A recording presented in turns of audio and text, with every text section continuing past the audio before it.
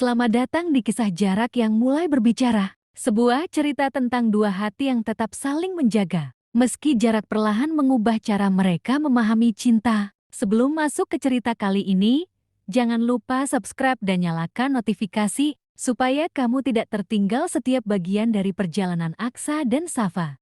Part 12 kali ini aku yang mengejar, tapi kamu sudah berhenti. Tidak semua yang terlambat masih bisa diperbaiki. Aksa baru benar-benar mengerti itu saat pesan "aku kangen" yang ia kirim tidak pernah mendapat jawaban. Hari pertama, ia masih berpikir, mungkin dia sibuk. Hari kedua, mungkin dia belum siap. Hari ketiga, Aksa mulai sadar, ini bukan tentang waktu, ini tentang perasaan yang sudah berubah. Untuk pertama kalinya, Aksa tidak hanya menunggu, ia mencoba. Ia mengirim pesan lagi, "Saf, kita bisa ngobrol." Tidak dibalas. Ia mencoba menelpon. Sekali, dua kali, tiga kali. Tidak diangkat. Dan disitulah sesuatu di dalam dirinya runtuh. Aksa yang dulu selalu terlihat tenang, yang selalu menahan diri, yang selalu memilih diam, kali ini tidak bisa lagi. Ia membuka semua kenangan mereka. Foto-foto lama,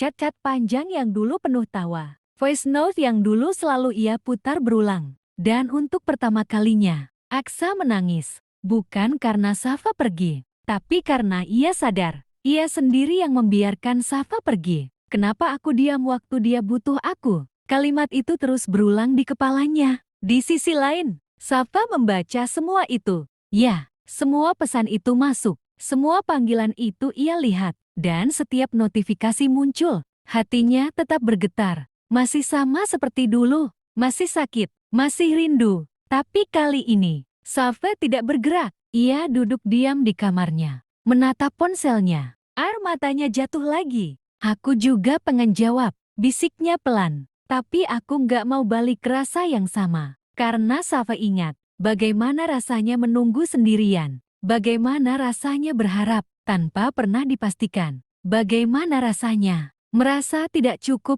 dan ia tidak mau mengulang itu lagi. Hari itu, Aksa akhirnya memberanikan diri. Ia datang ke tempat yang dulu sering mereka datangi. Tempat sederhana, yang dulu penuh tawa, yang sekarang terasa asing. Aksa duduk di sana, sendirian, menunggu. Dan untuk pertama kalinya, ia merasakan sepenuhnya apa yang dulu Safa rasakan. Menunggu seseorang yang tidak datang. Waktu berjalan. 1 jam, 2 jam. Safa tidak datang. Aksa menunduk. Tangannya gemetar. Dan di titik itu, ia akhirnya mengerti satu hal. Tidak semua yang kamu sadari di akhir masih punya kesempatan di awal. Di tempat lain, Safa melihat pesan terakhir dari Aksa. "Aku di tempat kita, kalau kamu mau datang." Air matanya jatuh lagi. Ia tahu tempat itu. Ia tahu kenangan itu. Ia tahu kalau ia datang, semuanya bisa berubah. Tapi kali ini,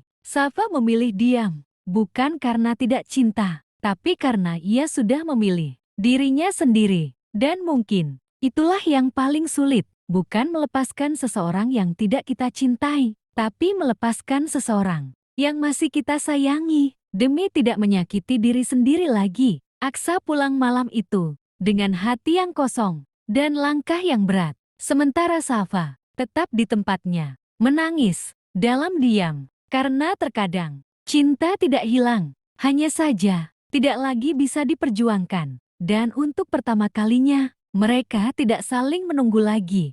Terima kasih sudah menemani kisah ini sampai akhir part hari ini. Kalau kamu masih ingin tahu bagaimana jarak mengubah Aksa dan Safa, jangan lupa subscribe dan tunggu part berikutnya.